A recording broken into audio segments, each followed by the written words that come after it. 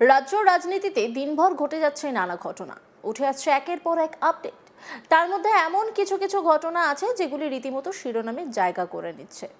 আপনাদেরকে তেমন একটি ঘটনার কথা বলবো। জনরোষের শিকার এক তৃণমূল কাউন্সিলর। ঘটনাস্থল উত্তর 24 পরগনার উত্তর দমদম পুরসভা এলাকা। জানা গেছে উত্তর দমদম পুরসভার 23 নম্বর ওয়ার্ডের কাউন্সিলর শঙ্কর দাসের বাড়ি গিয়ে তাকে মারধর করা হয়। তার বাড়ি ভাঙচুর করে একদল উত্তেজিত জনতা। মারের চোটে চোখমুখ ফুলে যায় শঙ্কর দাসের। পরে তাকে হাসপাতালে নিয়ে যাওয়া হয়। এদিকে খবর পেয়ে ঘটনাস্থলে পৌঁছে পরিস্থিতি সামাল দেয় নিমতা থানার পুলিশ। সেই ঘটনার ছবি আপনাদের দেখায়।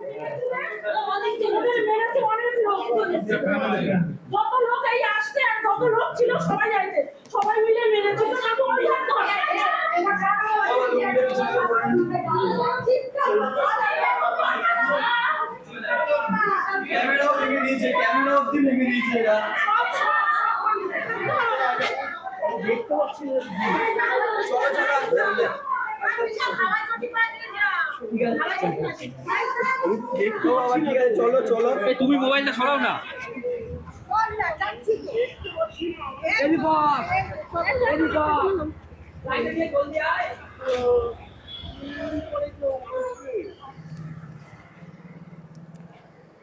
দেখলেন তো কি ঘটনা ঘটেছে। এদিকে উত্তর দমদম পুরসভার চেয়ারম্যান বিধান বিশ্বাসের ডান হাত বলে পরিচিত বাপ্পা সাহার বাড়ি থেকে উদ্ধার হয় সাদা থান, শাড়ি, কম্বল, ত্রিপল। উদ্ধার হওয়া সাদা থান বাপ্পা সাহার বাড়িরই এক মহিলাকে পরিয়ে দেয় উত্তেজিত জনতা। পাশাপাশি বাপ্পা সাহাকেও মারধর করা হয়। মারধরের জেরে কার্যত কোনো রকম পোশাক ছাড়াই দৌড়তে শুরু করেন তিনি। দেখুন সেই ভিডিও।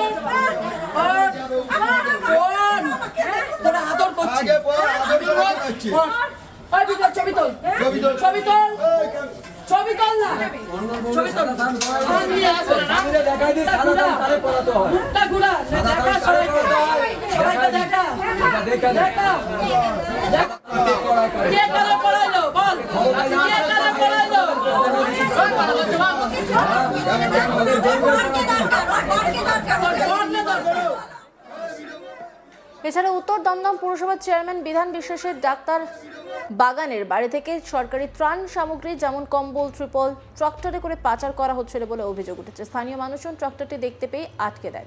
অন্যদিকে বাড়ির একটি ঘর থেকে নিরোধ সহ আরো বেশ কিছু সামগ্রী উদ্ধার হয়েছে বলে অভিযোগ। ঘটনার জেরে উত্তেজনা ছড়ায় এলাকায়।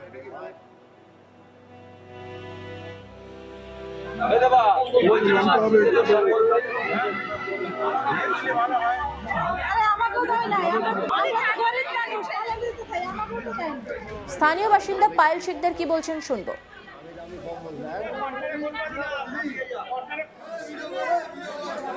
আমাদের কি বলার আছে? এই তালা দিয়ে তালার ভেতরে কি হচ্ছে আমরা তো এসে দেখতে যাচ্ছি না। এখন রাত 2টোর পরে এখানে বাইকের ছয়লা পড়ে, সন্ধ্যাবেলা থেকে ছেলেদের এখানে পার্টি অফিসের ছেলেদের বাইক থাকে, কাদেরকে জানাবো? যেখানেই জানাবো তার তো কোনো রিয়াকশন কিছুই হয় না। এখানে সবার পুলিশ আছে, সবাই আছে, তালা খুলে দেখুন এর ভেতরে কি আছে। আপনি তো দেখছেন, এখন কি বলবেন এই যে কম্বলগুলো আপনার? এখন আর কি বলার আছে? তারা যদি শীতকালের জিনিস স্টোর করে রেখে দেয়, এরপরে উনি নানান জায়গায় গিয়ে বিলালে তার নাম হবে, আমাদের তো কিছু। এই ঘটনায় বিধান বিশ্বাসের বিরুদ্ধে ক্ষোভ উগরে দেন স্থানীয় বিজেপি নেতা নেত্রীরা। পার্থদের সরকার বিজেপি নেতা কি বলছেন শুনবো। আজকে আমি 27 নম্বর ওয়ার্ডের ভারতীয় জনতা পার্টির শক্তি কেন্দ্র প্রমুখ। আমার এই পার্টির যে BLA2 উনি আমাকে ফোন করলো যে দাদা আমি কিছু প্যাকেট ভর্তি ট্র্যাক্টরে গাড়ি 2-3 বার নিয়ে যেতে দেখলাম, কি আছে জানি না। এবং বর্তমান যে অবস্থা তাতে আমরা দেখতে পাচ্ছি বিভিন্ন জায়গায় উই পোকায় টাকা খাচ্ছে, বিভিন্ন জায়গায় টাকা ধরা পড়ছে।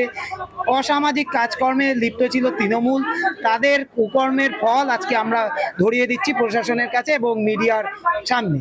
তো উনি যখন আমাকে বলল আমাদের ভারতীয় জনতা পার্টির কার্যকর্তা এই বাড়িটি 22 নম্বর ওয়ার্ডে আমাদের অবস্থিত এবং এর সংলগ্ন 27 নম্বর ওয়ার্ড এবং 23 নম্বর ওয়ার্ড, এখানে যারা কার্যকর্তারা রয়েছে ভারতীয় জনতা পার্টির কার্যকর্তা, এছাড়াও পাড়ার লোক রয়েছে, দীর্ঘদিন এই তৃণমূল সরকারের নেতৃত্ব দিয়েছে বিধান বিশ্বাস মহাশয় এবং ওনার নেতৃত্বে জমি দখল থেকে শুরু করে পুকুর দখল থেকে শুরু করে সব রকম অসামাজিক কাজ এই এলাকায় হয়েছে। আমরা ভুক্তভোগী সেই সমস্ত অসামাজিক কাজের। আজকে আমরা এখন কি দেখছেন? যে কম্বল দেখতে পেয়েছি, এই কম্বলগুলো যে গাড়ির চালক রয়েছে ট্র্যাক্টরের, উনি একটা আমাকে সফট কপি দেখিয়েছে, ওনার কাছে ঈদের সময় নাকি এইগুলো এসেছিল। যদি ঈদের সময় এসেই থাকে, আমরা এই জায়গা হিন্দু অবস্থিত জায়গা, হিন্দু আদিবাসী জায়গা, এখানে আমাদের ঈদের সেরকম কোনো সেলিব্রেশন হয় না, তাহলে এই কম্বল এখানে এসে এই বাড়িতে ছিল কেন? এটা আপনাদের কাছে আমি প্রশ্ন রাখলাম এবং বিধান বিশ্বাসকে আরো প্রশ্ন রাখছি যে সরকারি ত্রাণ কেন উনি নিজের বাসস্থানে রাখলো। তো আর এক বিজেপি নেতা দিলীপ সিং কি বলছেন শুনে নেব। ঈদ উপলক্ষে যে আমাদের যারা সংখ্যালঘু ভাইরা তারা কিছু সামগ্রী সরকার থেকে দিয়েছিল, তখন তৃণমূলের সরকার, কিন্তু সেই সামগ্রী যেটা শীতকালে হয়তো দেওয়া হয় সেই সামগ্রী এখানে ছিল। অর্থাৎ বিধান বিশ্বাসের এই উত্তর দমদমের যে চেয়ারম্যান, তার পার্সোনাল কল্পনা ফিশারিজে এই সরকারি মাল গোডাউন ছিল। অর্থাৎ মানুষ পায়নি, মানুষ কোনো সেবা পাচ্ছে না, উনার রেখে দিয়েছে এখানে। এখন গরমকাল, এখন এখান থেকে কম্বল বের করে একের পর এক গাড়ি পাচার হচ্ছে। কটা গাড়ি পাচার হয়েছে? প্রায় 8-10টা গাড়ি চলে গেছে অলরেডি, আমরা এসে ধরলাম এটা।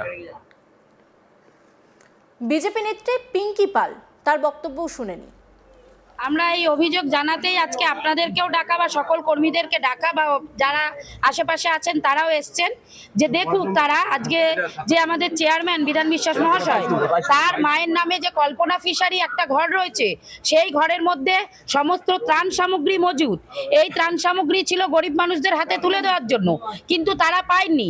আজকে অবধি 3খানা গাড়ি মাল অলরেডি চলে গেছে বস্তা ভর্তি। তারপরে আমরা এই গাড়িটাকে ধরেছি, আমরা জানতে চাইছি এর মধ্যে কি আছে, এই মাল কোথায় গেছে।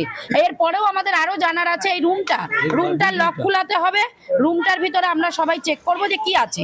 ত্রাণ সামগ্রী থাকতে পারে, আরো অনেক কিছু থাকতে পারে। ভিতরে শুনছি এই অভিযোগ আছে ভিতরে লোক রয়েছে, কেউ রয়েছেন। এতক্ষণ যিনি তালা খুলে দিচ্ছিলেন, তার যদি ভয় না থাকে সে পালিয়ে গেল কেন?